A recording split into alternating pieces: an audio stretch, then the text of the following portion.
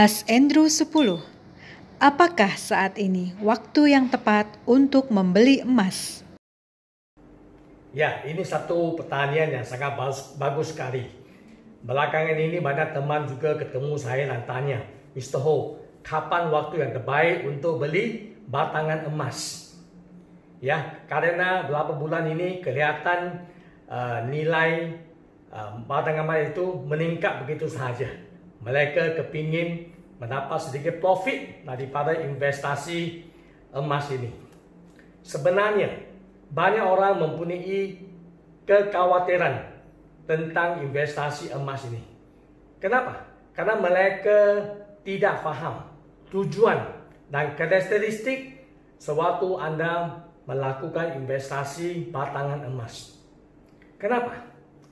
Maka apabila nilai itu naik, mereka akan mempertanyakan apakah akan terus naik. Apabila nilai emas itu jatuh, mereka khawatir apa akan terus merosot.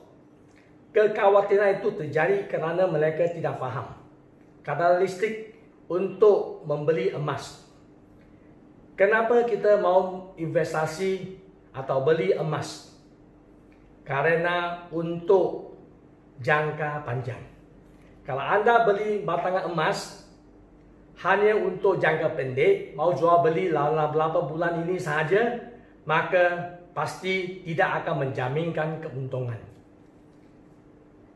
Apabila kita investasi batangan emas untuk long term, itu baru bisa menjaminkan profit.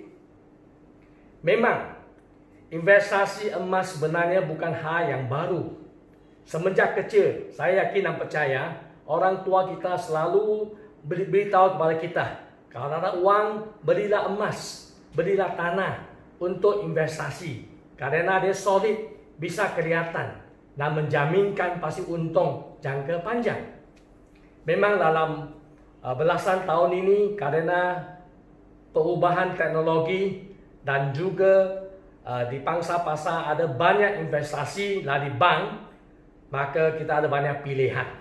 Ya, 5-6 tahun ini jual beli emas mulai menjadi fokus juga di pangsa pasar Indonesia. Karena kita bisa melihat kenaikan harganya ya setiap tahun bisa melebihi 10%. Itulah menyebabkan banyak orang menarik perhatian lagi. Apakah saya bisa investasi emas untuk profit? So, ingat, kita hanya bisa investasi emas dengan satu tujuan, yaitu jangka panjang. Jangka panjang paling minimal 1-2 tahun, bisa sampai 5-10 tahun. Kalau dari segi long term, itu pasti akan menguntungkan. Karena sejarah ya belas tahun-tahun ini membuktikan bahawa nilai batangan emas itu pasti akan meningkat setiap tahun. Kalau Anda bisa simpan long term, pasti bisa mendapatkan profitnya. Memang nilai emas itu dipengaruhi oleh beberapa faktor. Faktor yang pertama adalah interest bunga dari bank, inflasi, exchange rate, yaitu nilai tukar wang bersama US dengan rupiah, dan juga adalah ditentukan oleh supply dan demand. Ya, tetapi secara umum, ya kita bisa mengambil satu kesimpulan, supply-nya pasti kurang dibanding dengan demand. Maka secara long term, nilai batangan emas itu pasti akan meningkat. Itu sudah pasti. Tetapi bukan untuk short term, tapi long term. Kalau Anda investasi untuk long term, itu pasti bisa menguntungkan. Oke? Saya bukan seorang penjual emas. Ya, saya juga ada investasi batangan emas. Ya, memang dalam berapa tahun ini ya, profitnya luar biasa sekali, bisa 100% dibanding dengan 5-6 tahun dahulu.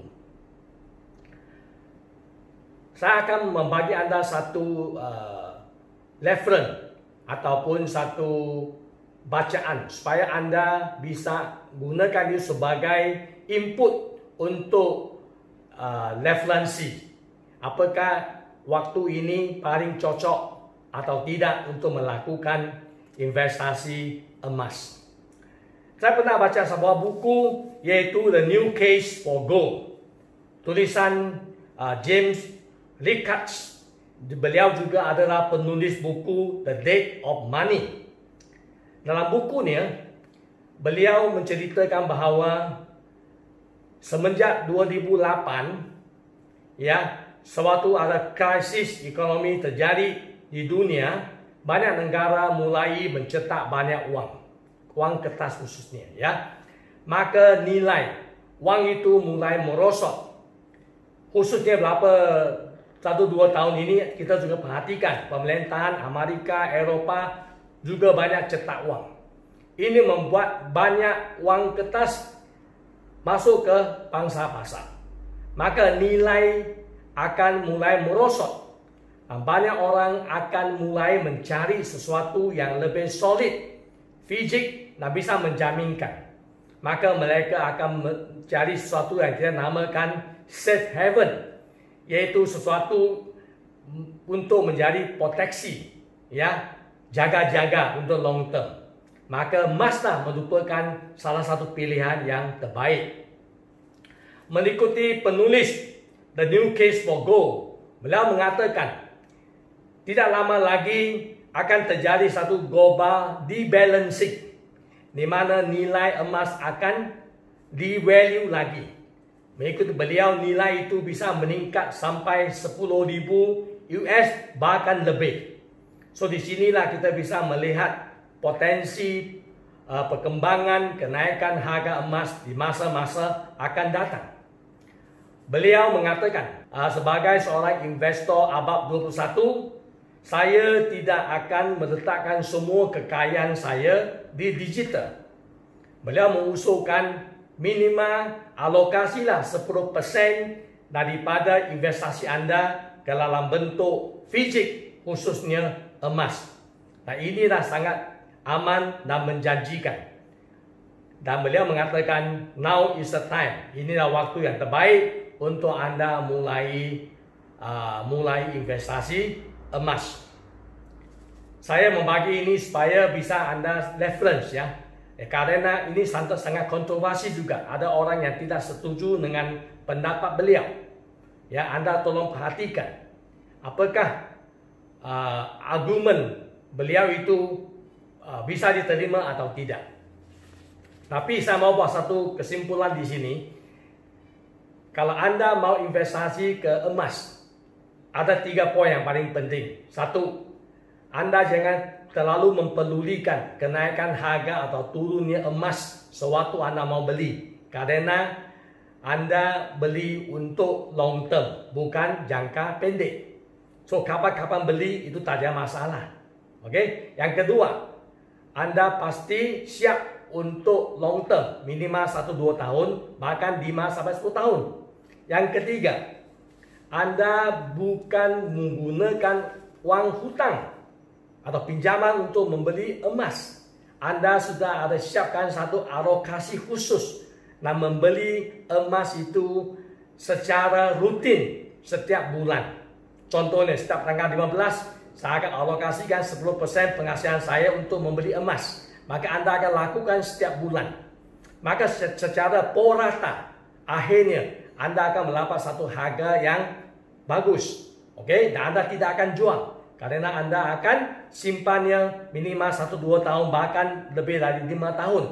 Maka profit itu akan kelihatan secara long term. Oke? Kalau anda bisa ikuti 3 peraturan ini, barulah anda investasi emas. Kalau tidak, jangan. Anda bisa melakukan bentuk investasi yang lain. Semoga informasi ini memberi manfaat kepada anda semua yang ingin investasi emas saat ini.